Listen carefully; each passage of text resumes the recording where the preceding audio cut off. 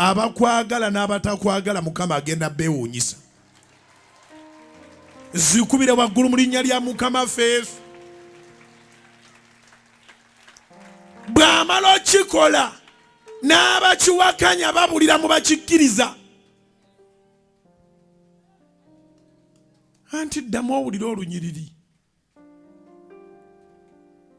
N'agolokoka Makko 2:12.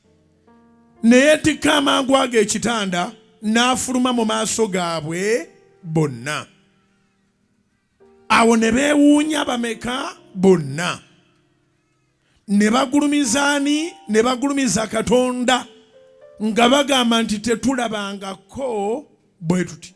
Naye abo bennyini abalabye kye batalabangako, abagamba tetulabangako, bennyini be babadde n'emitima emibi ku ekyo Mukama kyagenda okukola.